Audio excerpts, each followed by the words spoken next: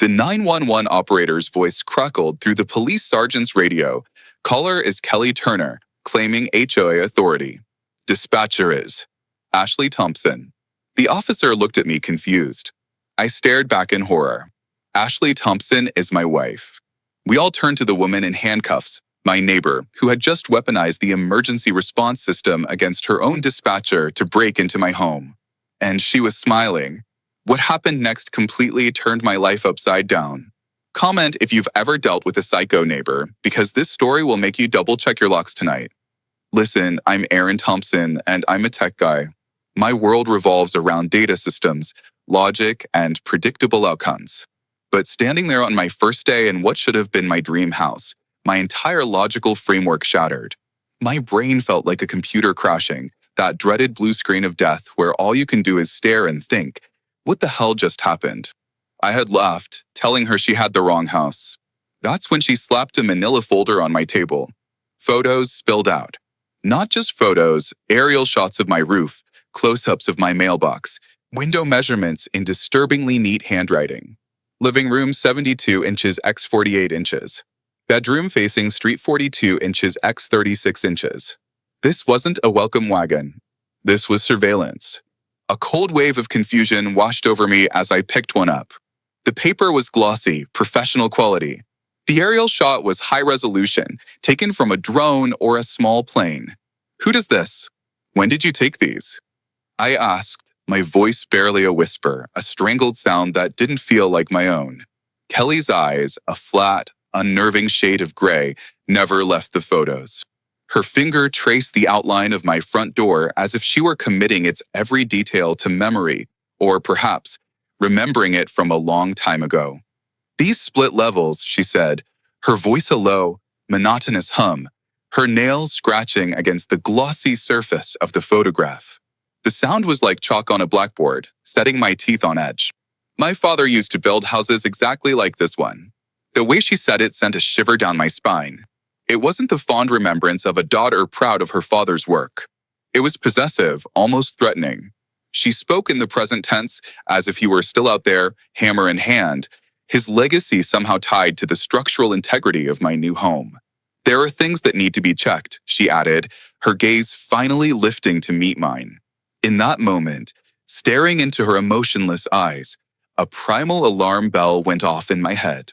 This woman wasn't just eccentric or overzealous.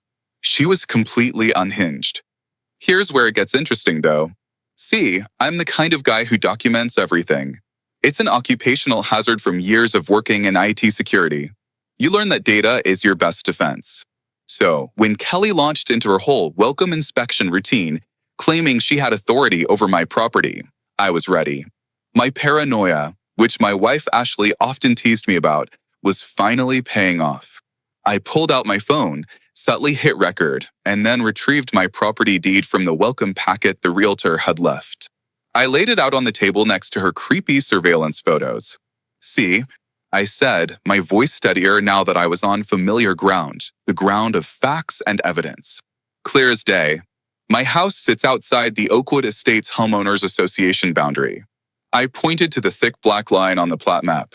We're a good 50 yards beyond your jurisdiction. But Kelly Turner dismissed legal documents like they were junk mail. She waved a dismissive hand at the deed, a creepy, self-satisfied smile playing on her lips. Property boundaries don't override community safety protocols, she said, the words sounding rehearsed, polished from overuse. As HOA safety coordinator, these split-level houses fall under community oversight due to proximity and significant safety concerns. Your house should be under HOA jurisdiction. That's when I knew, with absolute certainty, that I was dealing with someone who lived in her own private reality, a world where her feelings and beliefs were the only laws that mattered. But here's where I scored my first win. And trust me, in this story, I needed every small victory I could get. Kelly handed me what looked like an official building inspection notice. It was impressive city letterhead, official-looking seals, the works. It was professional-grade forgery, designed to intimidate and overwhelm. But my paranoia is my superpower. I looked at the form, then at her smug face, and I called the number listed on the letterhead right there in front of her. City Building Department, a tired voice answered.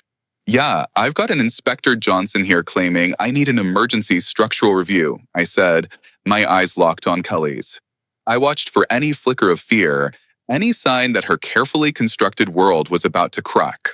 There was a long pause on the other end of the line. Sir, the voice said, now laced with suspicion, we don't have an Inspector Johnson. This sounds like fraud. The look on Kelly's face when I put the phone on speaker was priceless. It was the face of someone realizing their winning lottery ticket was a misprint. The building department supervisor got on the line, and he was not happy. He sounded like a man who had dealt with this kind of nonsense before. It turns out Kelly had been pulling this scam for a while, using old connections from when she was a school principal. She was a master at dropping names, calling in favors, and abusing every professional relationship she'd ever had to create a veneer of authority.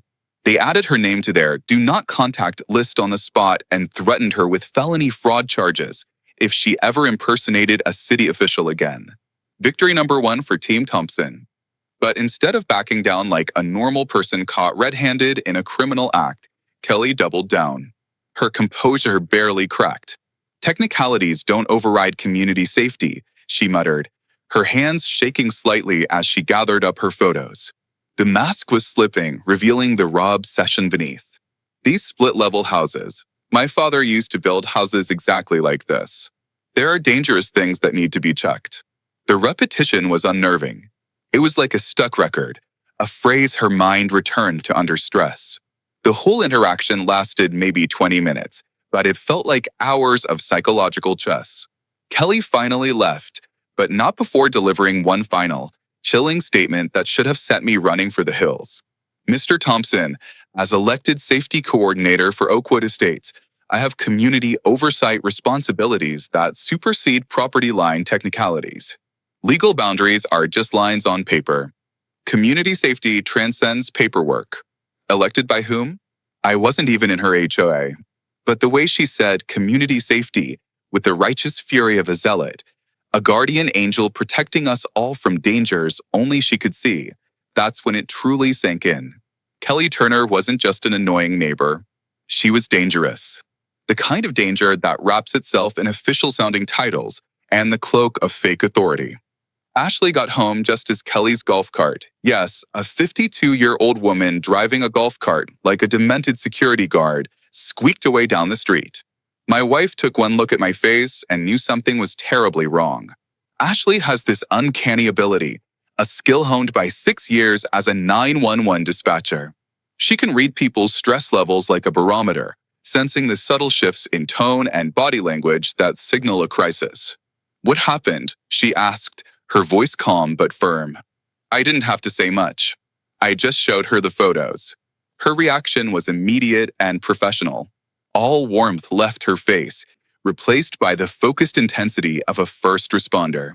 Aaron, this isn't normal neighbor behavior, she said, spreading the photos across the kitchen counter. She's exhibiting classic stalker patterns with specific target fixation. The fact that she documented your house before you even lived here, that's premeditation. She studied the measurements Kelly had written down. And these utility calls she mentioned? That's a common predator tactic to gain property access. That evening, Ashley gave me a crash course in what dispatchers call escalation patterns. Apparently, people like Kelly don't just wake up one day and decide to terrorize their neighbors. It's a slow burn. They build up to it, starting with small boundary violations, testing the waters, and then escalating their behavior when they don't get immediate, firm pushback. The good news, Ashley said, sorting through Kelly's photos as if they were evidence in a criminal case, is that you documented everything and called her bluff immediately. That probably saved you months of escalating harassment. She paused, studying a particularly clear aerial shot of our roof. The bad news is people like this don't give up easily. They see resistance as a challenge, an obstacle to overcome. Then she said something that would prove to be tragically prophetic. I'm working a mandatory double shift this weekend. We're critically understaffed. I'll be covering the downtown district until 6 p.m., then switching to the residential zone. Just keep documenting everything. Okay. As we settled in for our first night in our new home, a house that was supposed to represent a quiet, happy future. I felt a false sense of security. I'd exposed Kelly's fake paperwork, gotten her flagged by the city, and established clear legal boundaries. Problem solved, right? Wrong. So very, very wrong. Because what I didn't know, what none of us could have possibly known, was that Kelly Turner had been playing this twisted game for 20 years. And she was just getting started. The photos, the measurements, the fake inspection notices, that was Kelly being polite. That was her asking nicely. And I was about to find out what happened when Kelly Turner stopped asking nicely. Around 11 p.m., while I was setting up my home office, trying to create a semblance of normalcy, I heard my neighbor, Harold Jenkins, calling from his front yard. Harold is a 65-year-old retired cop, the kind of guy with a weathered face that looks like it's seen everything twice and wasn't impressed either time. He was a great neighbor, the type who brings your garbage cans in without being asked and minds his own business. But tonight, Harold looked worried, deeply worried. Son, he called over the low fence that separated our properties, his voice a gravelly whisper. Got a minute? I walked outside into the cool night air. Harold glanced around nervously, his eyes darting into the shadows as if he was checking for surveillance. She's been photographing your house for months, he said quietly, his voice barely carrying over the chirping of crickets. And about that father-built houses comment she made. Harold's face went pale in the dim glow of his porch light. Did she mention anything about Peterson, the man who died here before you moved in?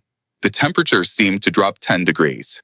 A cold dread washed over me, the kind that makes the hair on your arms stand up and your stomach clench into a tight knot.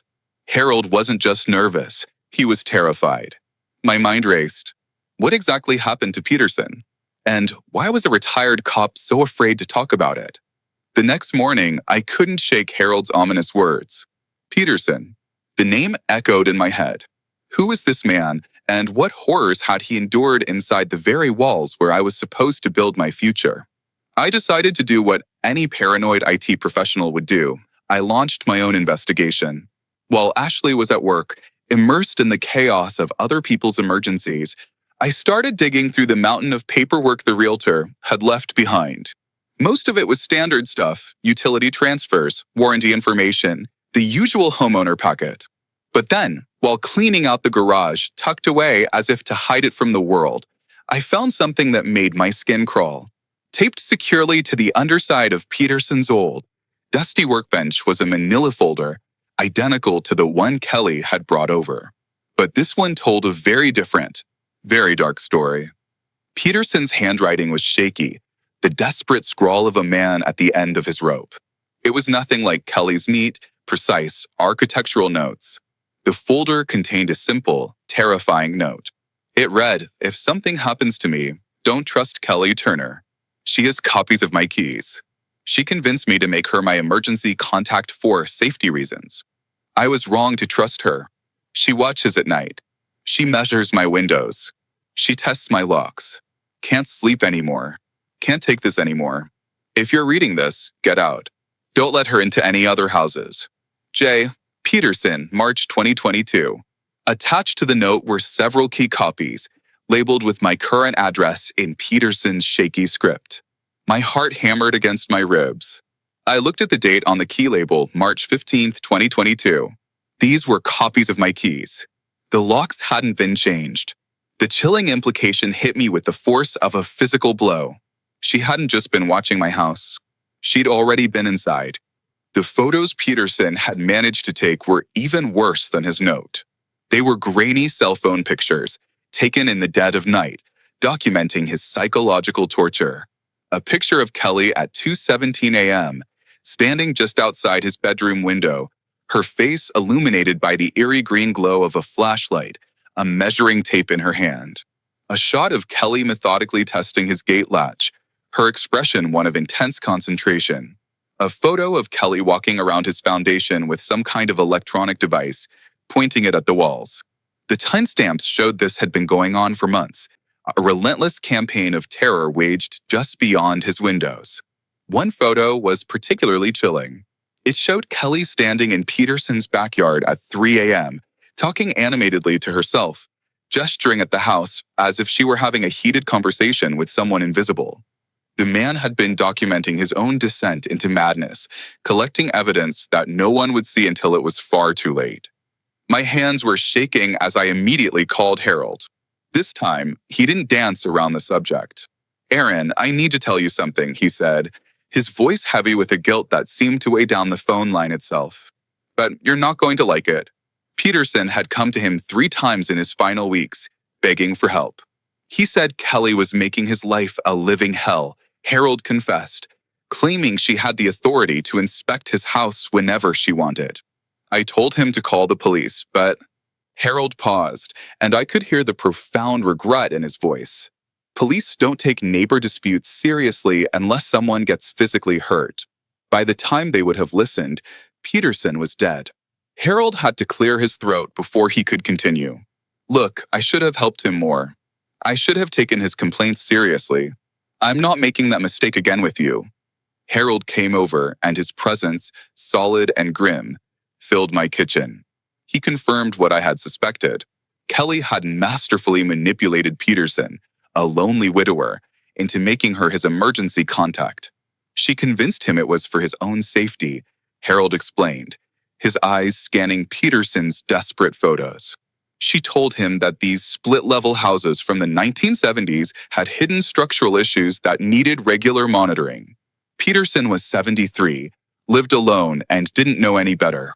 Kelly played on his deepest fears, made herself indispensable, and then used that privileged access to torment him. The worst part? Harold had seen Kelly entering Peterson's property multiple times, but he had always assumed Peterson had given her permission. She had keys, Aaron. She carried an official-looking clipboard. She acted like she belonged there. I thought maybe it was some kind of senior assistance program. Within a week of finding Peterson's folder, Kelly launched what I can only describe as a multi-front psychological warfare campaign against me. On Monday morning, 3 anonymous noise complaints were filed with the police, all from different phone numbers, all reporting suspicious activity at my address. On Tuesday, a concerned citizen called the building department, claiming I was running an unlicensed business from my home. On Wednesday, one of Kelly's former coworkers from the school district showed up at my door, claiming there were reports of severe structural damage to my foundation. Every single complaint was a ghost, impossible to trace directly back to Kelly, but she was the puppet master pulling all the strings. She was smart, using different approaches each time, not forgeries, but the insidious abuse of personal relationships and her carefully cultivated, official-sounding authority. But this is where my IT background became my secret weapon. I documented everything. Timestamps, phone numbers, the GPS coordinates of her golf cart every time she drove by to check on things. I traced the anonymous complaints through their timing patterns. Kelly would drive by our house, park for exactly 3 minutes, and then, like clockwork, a complaint would be filed within the hour. When her school district friend showed up, wringing his hands with concern about my foundation, I was ready. "Before you inspect anything," I said calmly, "can you please show me the official, filed complaint?" His face went blank. It turned out there was no official complaint, just a friendly call from Kelly asking him to check on some safety concerns at my address as a personal favor. Another fake authority play, another small victory for Team Thompson. Kelly's retaliation was swift and brutally escalating. She started filing official reports with the city, claiming I was refusing to comply with non-existent neighborhood safety standards. She contacted my internet provider, alleging suspicious network activity originating from my address. She even tried to get my car towed, claiming it was parked illegally on public property, which it wasn't. Each attempt was more desperate, more unhinged than the last.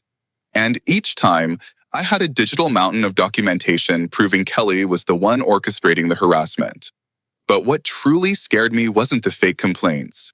It was Kelly's behavior when she thought no one was watching. My new, high-definition security cameras caught her at 11 p.m., walking the perimeter of my property with a flashlight, methodically testing windows and doors like she was a burglar casing a joint. Ashley came home Friday evening to find me surrounded by a chaotic sea of printouts, photos, and legal documents. "Honey," she said, her eyes wide as she took in the wall of evidence I'd constructed in our living room. This looks like a serial killer investigation board. That's when I showed her Peterson's folder and the chilling security footage of Kelly's nocturnal visits. Ashley's professional training kicked in instantly. She studied the timestamps, the patterns of escalation, her face a mask of concentration. Aaron, this isn't random harassment. She's conducting surveillance. The nighttime visits, the systematic testing of entry points, she's preparing for something. Ashley paused the security footage on a frame showing Kelly trying to peek through our bedroom window. This woman isn't just obsessed with your house. She thinks she has a right to access it. And that's when Ashley mentioned something that would prove to be crucially important later. I'm working a mandatory double shift this weekend. We're critically understaffed, covering the downtown district until 6 p.m., then switching to residential zone coverage. She explained how the 911 dispatch system worked during these shift transitions. There's usually an overlap period where calls can get routed to either dispatcher. Just keep documenting everything. Okay. Then she looked at me, her professional demeanor gone, replaced by the raw fear of a wife. And Aaron, she said, her voice dropping to a whisper, Ashley's dispatcher training had taught her to recognize escalation patterns. People like Kelly don't stop when they meet resistance. They escalate. Be ready for her to try something desperate. Saturday evening, I was reviewing the day's security footage when I noticed something that made my blood freeze. Kelly wasn't just walking around my property anymore. She was practicing. The cameras caught her standing at my front door, holding a clipboard with official-looking paperwork, talking to herself. Yes, officer. I'm the HOA safety coordinator. I need to check for emergency safety violations. The resident won't allow a mandatory inspection. She was rehearsing, perfecting her script, getting ready to make a play that would force her way into my house. The woman was literally practicing fake emergency scenarios on my doorstep, and I had it all recorded in crystal clear high definition. Harold approached me that evening as I was checking the security system one last time. Aaron, I need to tell you something about Peterson's final days, he said, his gaze nervously scanning the street. Look, I know you're trying to handle this, but this woman is escalating. What happened to Peterson? I pressed, needing to know the full story. Harold finally opened up, the words tumbling out as if a dam of guilt had broken. Peterson was scared out of his mind those final weeks. Kelly had convinced him she had HOA emergency inspection rights. The poor man didn't know any better. He thought he was legally required to let her in whenever she demanded.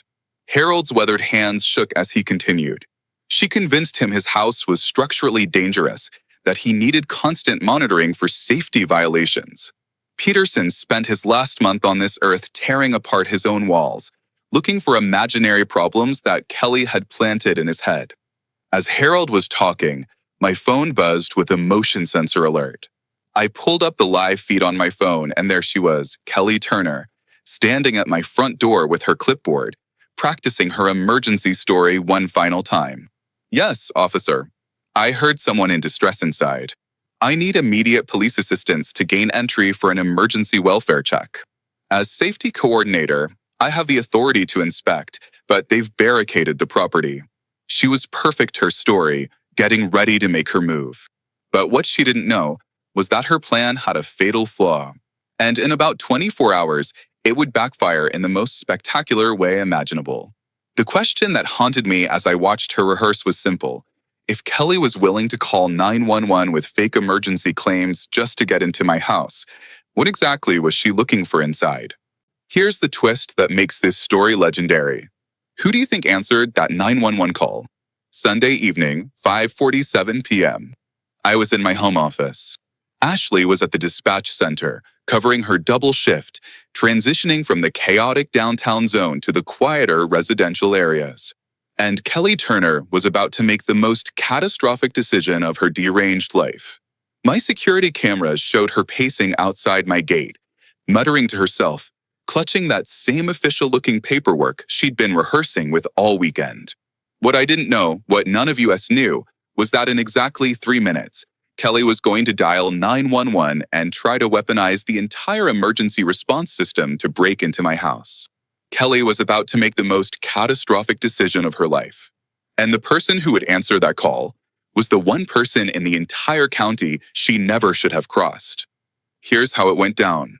And I know the exact details because we got the full, chilling recording later in court. 5:47 p.m. exactly. 911, what's your emergency? Ashley's voice, calm and professional, the voice she used 100 times a day to bring order to chaos. Kelly, on the other end, was breathing hard, a calculated performance to sound like she'd just been running. This is Kelly Turner, HOA Safety Coordinator for Oakwood Estates. I'm at 1247 Oak Street. I can hear someone in distress inside, but the residents are refusing a mandatory safety inspection. I need immediate police assistance to gain entry for an emergency welfare check. The genius of Kelly's con was its subtlety. She didn't claim domestic violence or a break-in, things that could be easily disproven. She claimed authority. She positioned herself as an official trying to help someone in danger, blocked by unreasonable residents who wouldn't comply with safety protocols. Ashley, following standard procedure to the letter, asked, "Ma'am, can you confirm what type of emergency you're witnessing?" Kelly had practiced this part. Someone could be heard inside. I heard distressing sounds, but they've barricaded the property with security gates. As safety coordinator, I have the authority to inspect for community welfare, but I need officers to help me gain entry immediately. The dispatcher training kicked in. Ashley dispatched 2 patrol units plus a supervisor for what appeared to be a standard welfare check requested by an HOA official. It was a reasonable response to a seemingly credible report, except for one tiny, statistically impossible detail that would turn this whole situation nuclear. As part of the protocol, Ashley had to repeat the address back, confirming units dispatched to 1247 Oak Street. And as she said the words, a cold wave of recognition washed over her. 1247 Oak Street. Wait a minute. That's my street. That's my exact address. The moment of realization hit Ashley like a freight train. She's sitting there, dispatch headset on, looking at her computer screen showing police units being deployed to her own house. Her own calm, professional voice is dispatching officers to potentially force entry into her own home, based on the unsubstantiated claims of some unidentified HOA safety coordinator. Ashley later told me this was the moment her professional training collided with pure personal horror. She couldn't abandon an active emergency call, but she was watching herself become the instrument of whatever insane plan Kelly had concocted. The procedure manual doesn't exactly have a chapter on what to do when you accidentally dispatch the police to arrest your own husband. Meanwhile, I'm at home, completely oblivious, reviewing security footage when I hear the distant wail of sirens getting closer. Then closer. Then they stopped right outside my house. I looked at the live camera feed and my stomach dropped. 2 patrol cars and a supervisor's vehicle were parked in front of my gate. Officers were getting out, checking their equipment, their body language tense, preparing for what they clearly expected to be a challenging situation. And there was Kelly, standing there with her clipboard, playing the role of the concerned official to perfection, pointing at my house and gesturing dramatically as she explained the complex, completely fictional emergency situation. That's when it hit me. She'd actually done it. The crazy woman had called the cops with some fake story to try and force her way into my house. I walked to my front door and opened it before the officers could knock, deciding to meet the insanity head-on. "Good evening, officers. What can I help you with?" The lead officer, his badge reading, Sergeant Harris, looked momentarily confused by my calm demeanor. He was clearly expecting a barricaded suspect, not a guy in a t-shirt asking a polite question. "Sir, we received a report from HO Safety Coordinator Turner here that someone inside your residence may require medical attention. She's requesting assistance with a mandatory welfare check." That's when I realized the absolute diabolical brilliance and utter insanity of Kelly's plan. She wasn't claiming I was a criminal. She was claiming someone inside was a victim, and she, the noble safety coordinator, needed help getting in to save them. It was manipulative genius wrapped in a thick blanket of complete delusion. "Officer, there's no emergency here," I said, gesturing to my obviously fine and undistressed self. "My wife is at work. She's a 911 dispatcher, actually." and I've been home alone all evening." Sergeant Harris looked from me to Kelly, a deep frown creasing his forehead as he tried to figure out what was happening. Kelly, not missing a beat, launched into her prepared statement. "Sergeant, as elected safety coordinator, I have community oversight responsibilities. I heard distressing sounds and attempted to perform a wellness check, but the resident refused to allow a mandatory inspection. This could be a safety emergency." The woman was doubling down on her fake authority, even with 3 police officers standing right in front of her. That's when Sergeant Harris, a man who clearly had a good gut for sniffing out nonsense, made the radio call that would change everything. "Dispatch, can you confirm the caller's authority and the dispatcher identity for this call?" There was a crackle of static through his shoulder radio. Then Ashley's voice, my wife's voice, came through, crystal clear and chillingly professional. Caller reported as Kelly Turner claiming HOA position. Authority status unverified. Dispatcher handling this call is Ashley Thompson. The silence that followed was deafening. Sergeant Harris looked at me. I looked at him. Kelly looked confused. Then the nuclear bomb dropped. "Ashley Thompson is my wife." I shouted, the words exploding out of me. "She's the one who dispatched you here." The revelation hit everyone simultaneously like a shockwave. Kelly's face went from smug satisfaction to dawning horror as she finally realized whose life she had just tried to systematically destroy. The officers looked like they'd been handed a logic puzzle designed by a madman. And me? I felt like I was trapped in some kind of nightmare sitcom where the punchline was my wife accidentally becoming the weapon someone used against our own family. Ashley had sent armed police to potentially break into her own home, arrest her own husband, and assist a delusional neighbor in whatever sick game she was playing. The odds of this happening were astronomical, like getting struck by lightning while winning the lottery while being attacked by a shark in your own living room. Sergeant Harris immediately radioed back to dispatch. "We have a situation here. The complainant appears to have made false claims about emergency authority. The homeowner is cooperative and denies any emergency. Requesting supervisory review of this call." Kelly, realizing her perfect, rehearsed plan was falling apart in spectacular fashion, made one last, desperate play. "Officers, you don't understand. These split-level houses have inherent structural dangers. My father built houses like this. I know what to look for. There could be hidden safety violations that require immediate inspection." Even facing arrest, she was still trying to sell the story that she had a legitimate authority to break into my house. That's when Kelly got arrested for filing a false emergency report, abuse of the 911 system, and attempted breaking and entering under color of law, serious felonies that carry real prison time. But instead of looking defeated as they cuffed her and put her in the back of the patrol car, Kelly was smiling. Actually smiling.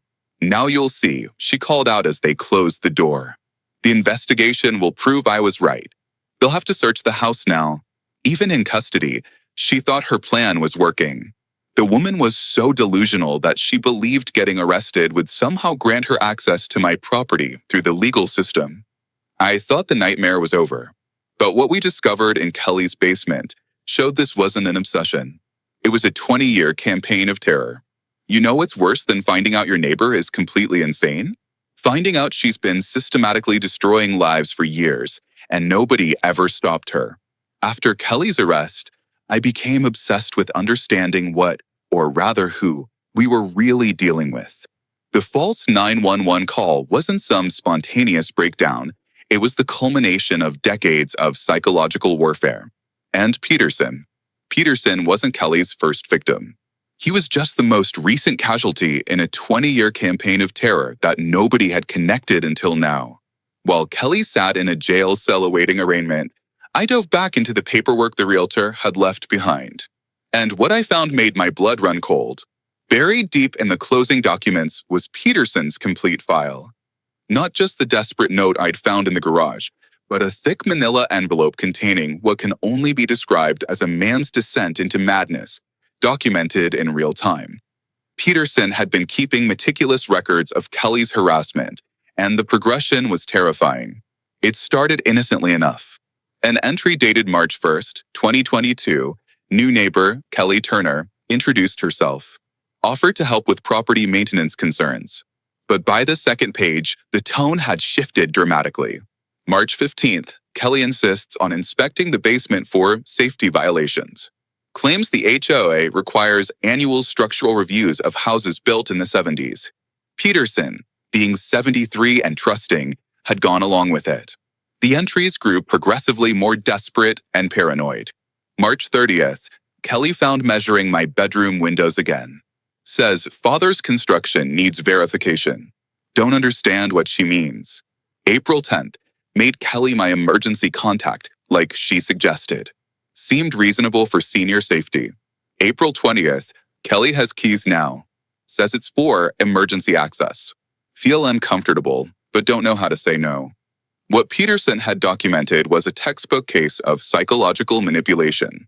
Kelly had systematically isolated an elderly man, made herself indispensable to him, and then used that privileged position to torment him from the inside out. The final entries were heartbreaking. May 15th, can't sleep. She's outside every night with that flashlight. May 20th, found her inside the house at 3 a.m. She said she was checking for foundation problems. May 25th, I think I'm going crazy.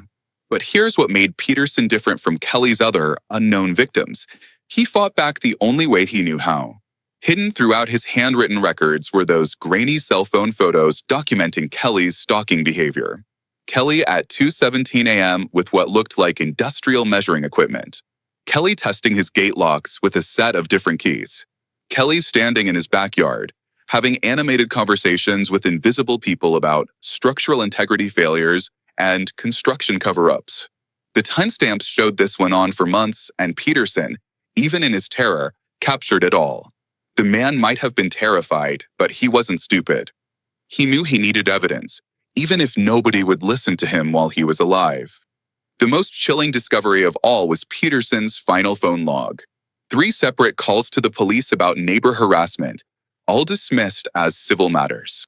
2 calls to Adult Protective Services, both resulting in brief visits where Kelly, with her air of authority, easily convinced the social workers she was simply helping Peterson maintain his property. 1 call to the city building department, where they told him to handle it through the HOA. Peterson had tried every official channel available to him, and every single one had failed him.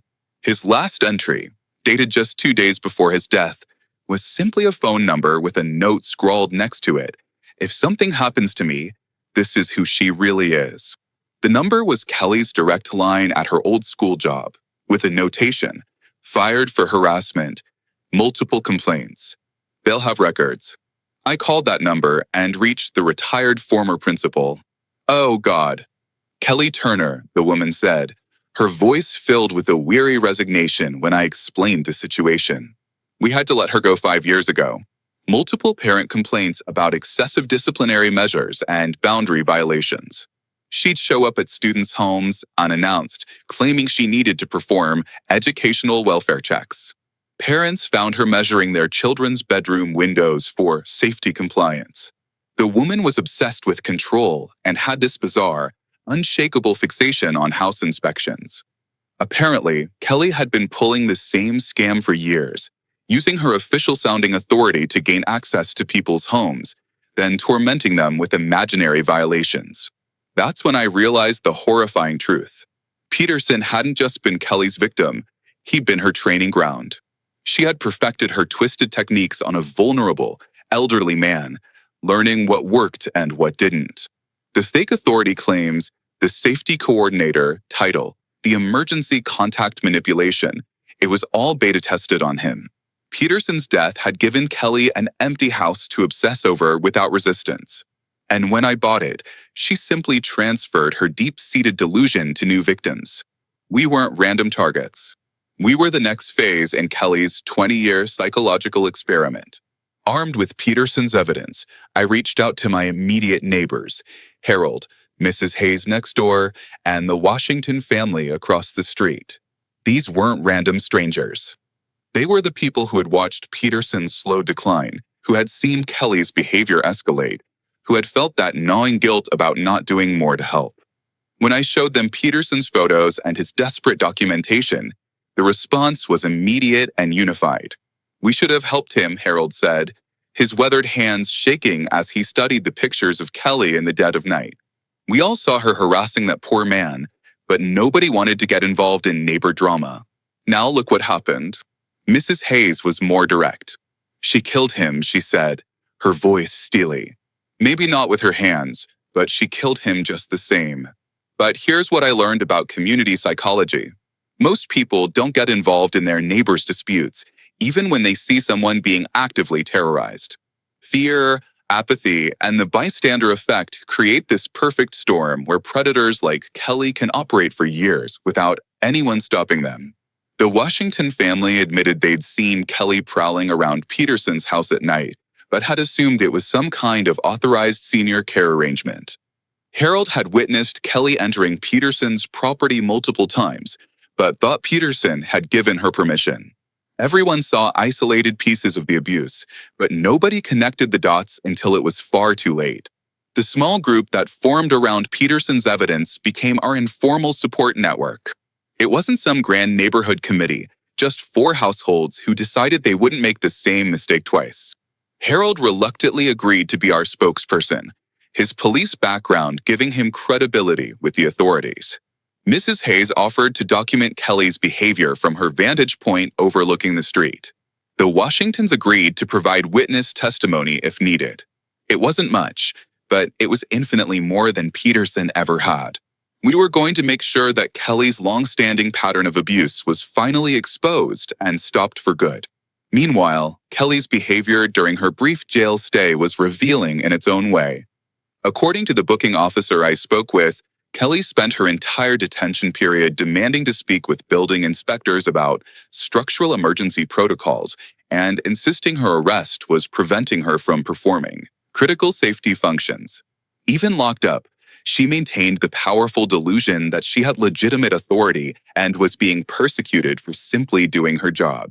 Getting arrested hadn't shaken her confidence.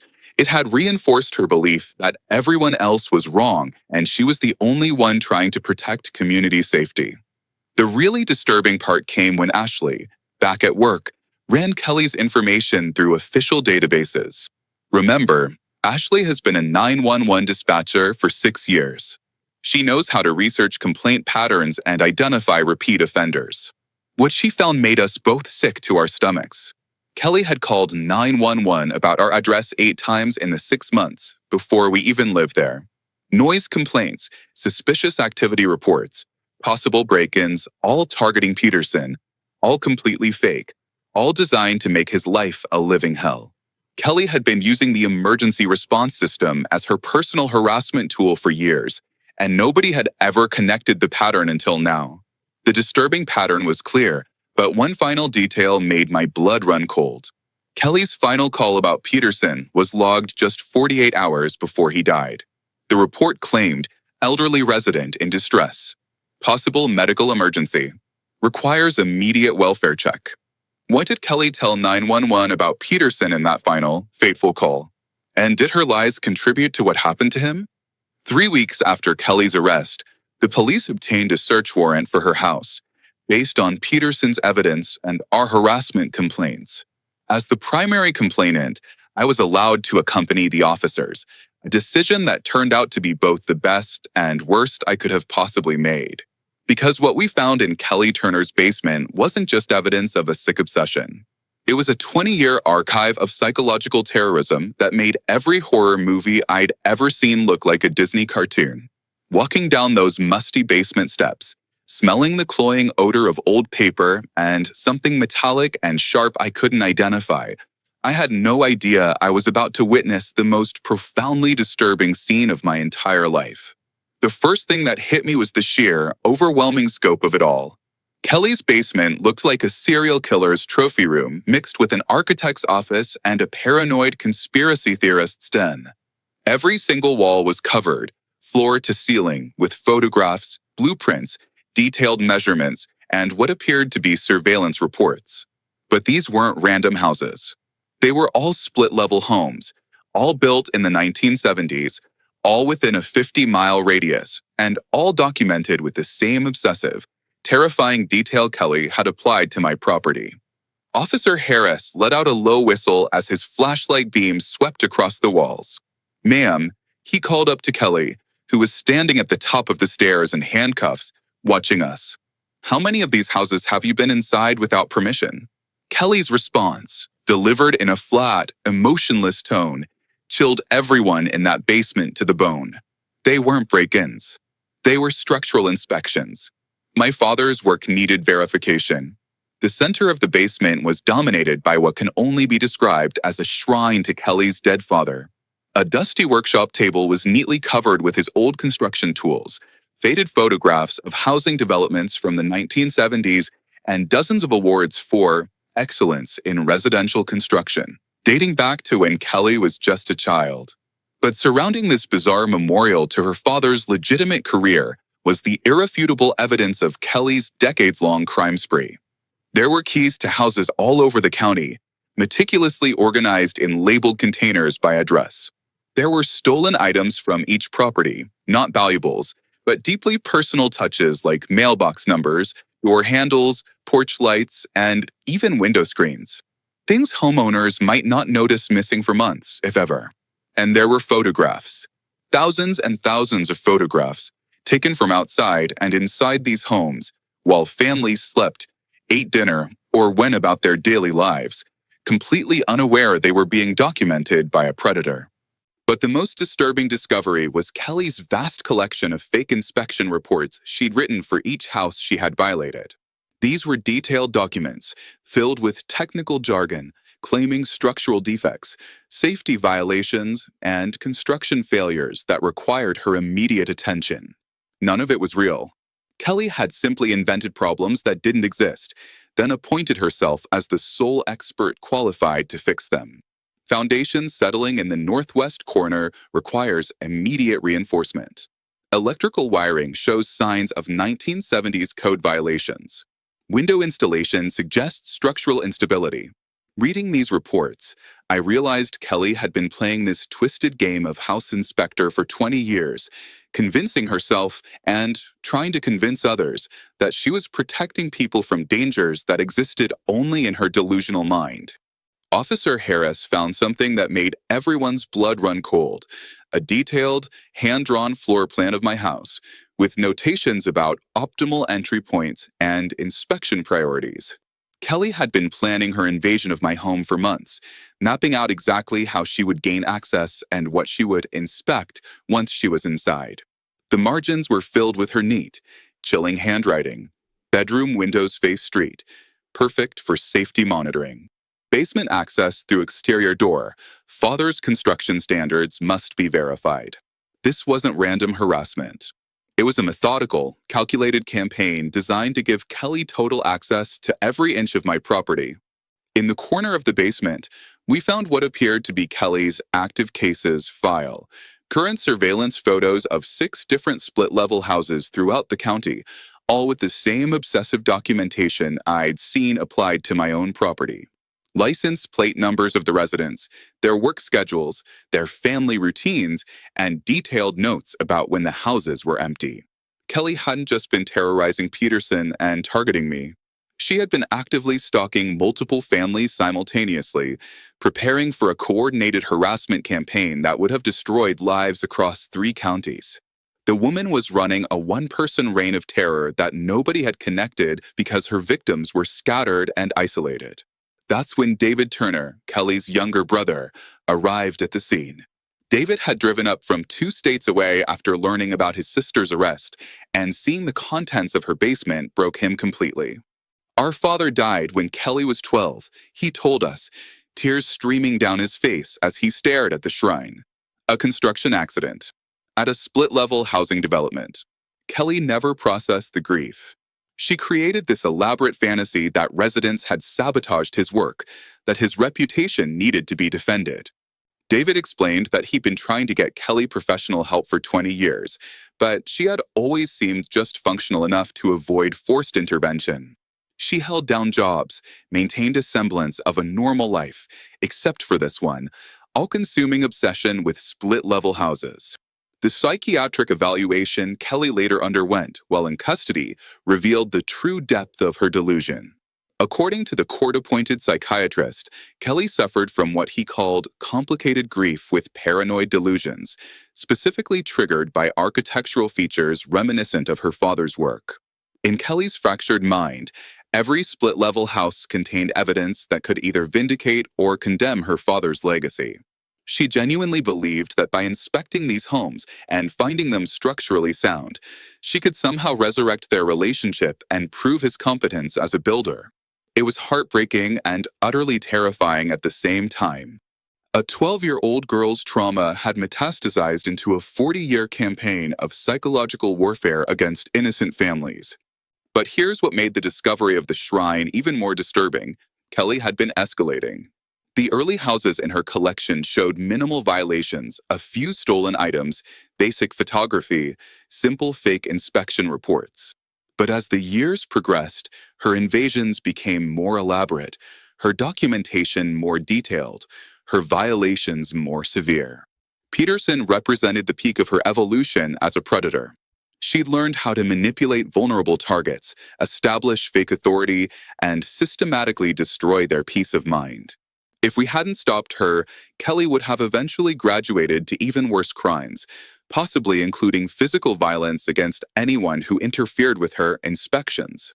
The evidence collection took 6 hours, and by the end, we had documented proof that Kelly Turner had committed felony breaking and entering in at least 12 different homes over 2 decades. Each violation represented a family terrorized, a sense of safety destroyed, a home that would never feel secure again. The district attorney's office was building a case that could put Kelly away for 25 years. But for me, standing in that basement, surrounded by the artifacts of her obsession, the legal victory felt hollow. How many families had suffered because nobody connected the dots? How many Petersons had died alone and afraid because Kelly's pattern was too scattered to detect? As we prepared to leave Kelly's house of horrors, David Turner pulled me aside, his eyes filled with tears. Kelly hasn't just been watching these split-level houses, he said, his voice barely a whisper. She's been inside all of them. She believes if she can prove her father's construction was perfect, he'll somehow know from beyond the grave. She's been searching for 20 years, collecting evidence, building a case for a trial that will never happen. The horrifying realization hit me like a freight train. If Kelly had been breaking into split-level houses for 2 decades, collecting evidence and documenting families, how many other people never even knew she had been in their homes while they slept? Tell me in the comments, what's the creepiest thing a neighbor has ever done to you? Because what we discovered next about Kelly's final plan made everyone's skin crawl.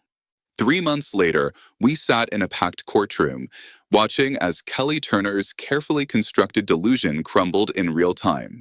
The trial for false emergency reporting, breaking and entering, and stalking should have been straightforward. We had mountains of evidence, eyewitness testimony, and Kelly's own recorded 911 call. But what none of us expected was for Kelly to use her court appearance as a platform to defend 20 years of criminal behavior as legitimate safety work. Sitting in that courtroom, watching this woman who had terrorized so many families try to justify her heinous crimes, I realized we weren't just witnessing a trial. We were watching the final, public collapse of someone who had lost touch with reality so completely that she couldn't distinguish between helping and harming. The prosecution opened with our 911 recording, and hearing Kelly's voice boom through the courtroom speakers gave me chills all over again. This is Kelly Turner, HOA Safety Coordinator for Oakwood Estates. I'm at 1247 Oak Street. I can hear someone in distress inside, but the residents are refusing a mandatory safety inspection. I need immediate police assistance. The prosecutor paused the recording and turned to the jury. Ladies and gentlemen, you will hear testimony that Kelly Turner held no position with any homeowners association, had no authority to inspect anyone's property, and made this call for the sole purpose of forcing her way into the defendant's home. But Kelly, sitting at the defense table, was nodding along as if the recording proved her point. What made the trial so surreal was Kelly's absolute conviction that she was the victim. When the prosecutor asked, "Ms. Turner, Do you understand that HOA coordinators don't have the authority to force entry into private homes? Kelly's response was immediate and unshakable. Your Honor, community safety codes supersede individual property rights. These split-level houses require regular structural monitoring due to construction methods used in the 1970s. Even facing 25 years in prison, she maintained the delusion that she was a misunderstood public servant being persecuted for doing her job. Ashley's testimony was the emotional centerpiece of the trial, and watching my wife relive that night was heartbreaking. As a 911 dispatcher for 6 years, Ashley told the jury, her voice steady but laced with pain, I've handled thousands of emergency calls. But dispatching officers to my own home, based on the false claims of the defendant, that's something I'll never forget. Her voice broke slightly as she continued. The defendant manipulated the emergency systems designed to protect people in crisis. She turned my training, my dedication to helping others, into a weapon against my own family. When the defense attorney asked if Ashley felt personally targeted, her response was perfect. No, she said, her voice ringing with clarity. I felt professionally violated. She corrupted the very system I have devoted my career to protecting.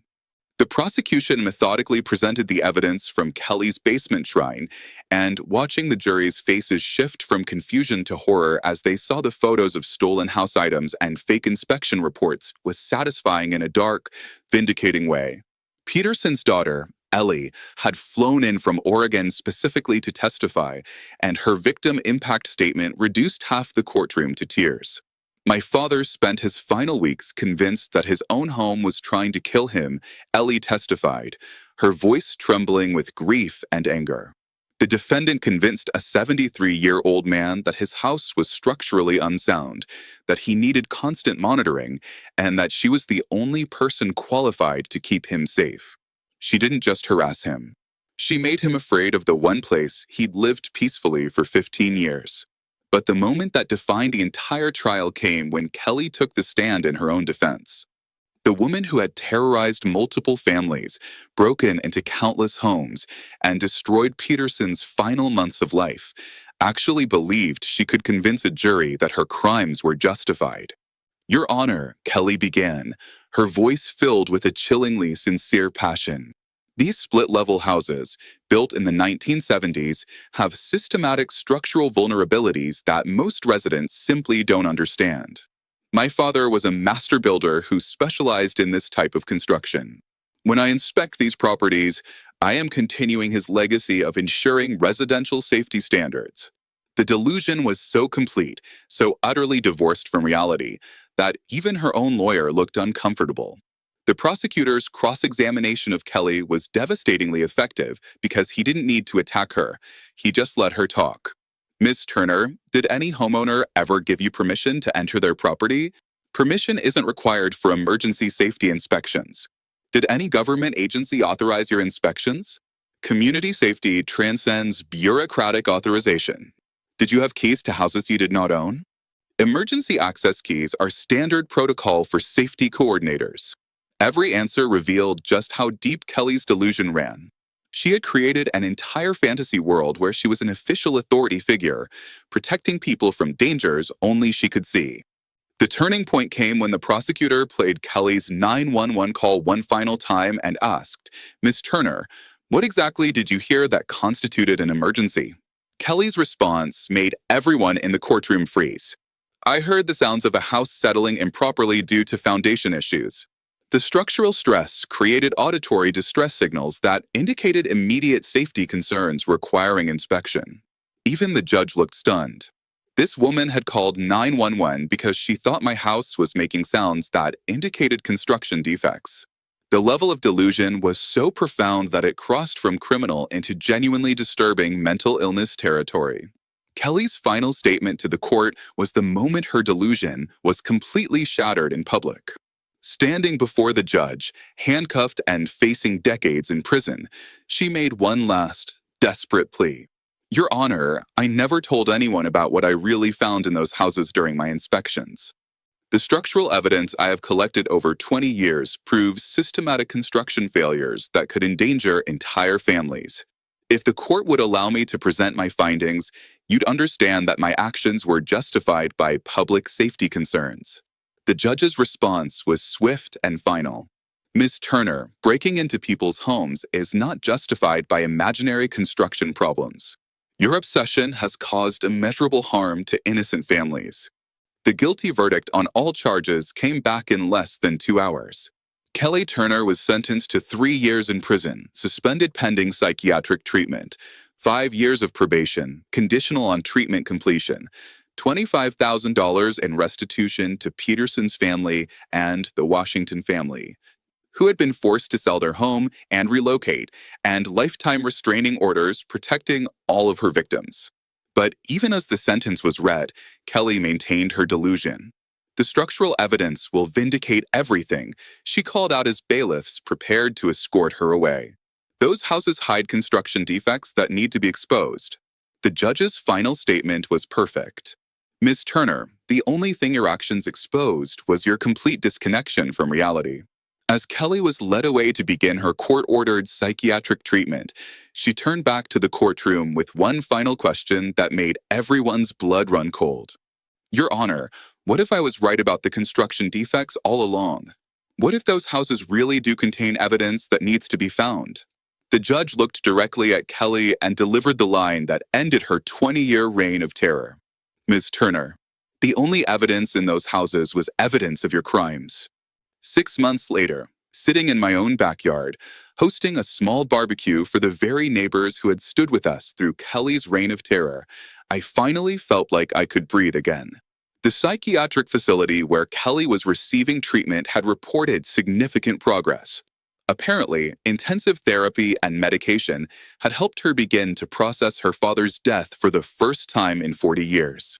David Turner called me monthly with updates, and according to him, Kelly was slowly accepting that her safety inspections had been criminal violations, not heroic community service.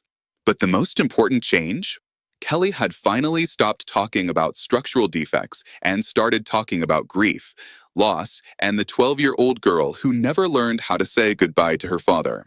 The community healing process had been slower and more complicated than I ever expected. You'd think that removing a terrorizing predator would immediately restore peace, but trauma doesn't work that way. Mrs. Hayes still checked her locks 3 times every night. Harold had installed motion sensor lights that turned his yard into a miniature stadium whenever a cat walked by. The Washington family had moved away entirely, selling their house at a loss rather than continuing to live with the memories of Kelly's surveillance. Even with Kelly locked away and receiving treatment, her victims were still dealing with the deep psychological damage she'd inflicted. That's the insidious thing about predators like Kelly. The harm they cause echoes long after they're stopped. Ashley's recovery had been the most challenging to watch. As a 911 dispatcher, she was trained to help people in crisis. But Kelly had turned that very training into a weapon against her own family. For months after the trial, Ashley struggled with what she called dispatcher's guilt, the knowledge that her professional competence had been exploited to harm the people she loved most. She'd taken a temporary leave from emergency services and was working with a department counselor who specialized in job-related trauma. But there was a silver lining. Ashley had become a recognized expert in recognizing harassment patterns in emergency calls. She was now helping train dispatchers across 3 counties to identify when callers might be abusing the system, turning her trauma into a shield for others. Ellie Peterson's visit for the barbecue was emotionally difficult, but necessary.